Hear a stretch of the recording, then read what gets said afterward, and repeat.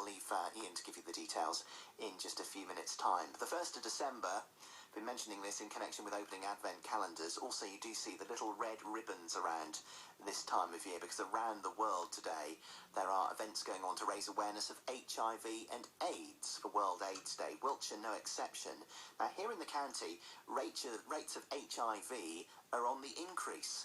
In 2003, 55 people were confirmed to have the virus, but the most recent public figures from 2008 show that's doubled to, more than doubled, I should say, to 135. But although the figures have gone up, they're still a lot lower than the national average. Matt O'Told is from the Men's Sexual Health Organisation in Wiltshire. Morning to you, Matt. Morning, Matt. We'll come on to the different events today in a moment, though. Why do you think that those rates here are on the increase? I don't know. I think it's Wiltshire's obviously a very rural, isolated county, and sometimes the message doesn't always necessarily reach these kind of places. I think, again, there's this kind of stigma that this is something that just happens in Africa or just happens with the gay community, but unfortunately not. It affects every person's possible life. So no one's immune from it as long as you use a condom for safe sex. I don't know what kind of indications you've got, Matt. I mean, hearing from other parts of the country and even nationally, it's talked a lot more about now as this is a big problem for heterosexuals. In no way is this isolated to the gay community. Yeah, exactly. I think that message needs to continue to be pushed. The rates amongst heterosexuals have increased. But again, from the work that we do, the people that we talk to and encounter, there is this ignorance that, it doesn't affect us. It's not, and especially young people, they think they're invincible at this age. So a lot of the work that we do is around going to the colleges and raising awareness with young people and educating them, because not enough is being done around HIV and AIDS within school, college environment. Sexual health might be taught, but regarding HIV and AIDS and the history of it, there hasn't been a national campaign probably since the 80s when they also did the big, huge tombstone thing, but you don't really see that much more of it regarding the government and press, other than within the gay publication. So I think more work definitely needs to be done towards it. Is the message then, and you are going into colleges today, I know, is your message as simple as use a condom? It is.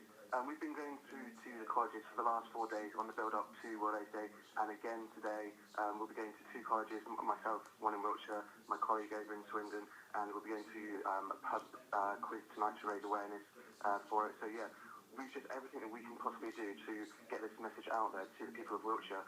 We've launched the Respect the Ribbon Use a Condom campaign this year, which has gone out to 90 surgeries and clinics across Wiltshire and Swindon, with the hope to raise awareness of the issue to the general public, and hopefully at the same time tackle the stigma and discrimination that is associated with those living with HIV.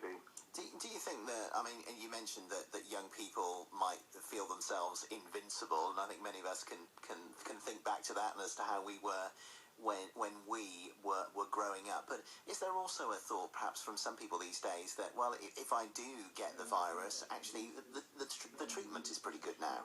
No, that's definitely. There's again, misconception or misinformation out there that they found a cure, it's fine, or the treatment's fine. But no, there still is no cure for HIV. Yes, there's treatment to make it manageable, but again, it's a pill that you take every day for the rest of your life, and this pill can have not consequences on your body.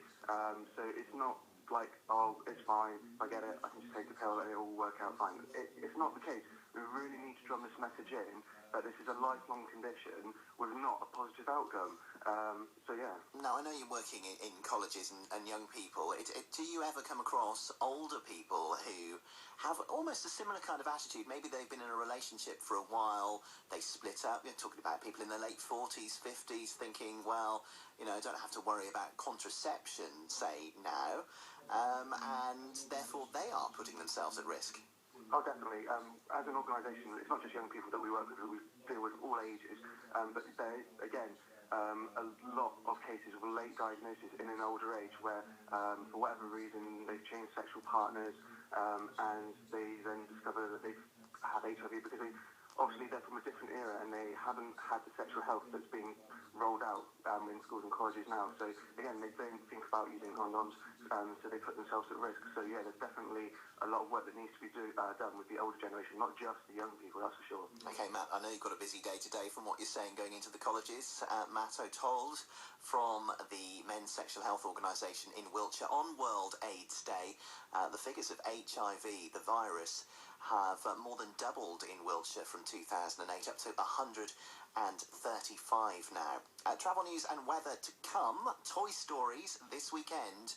It's our big appeal, and also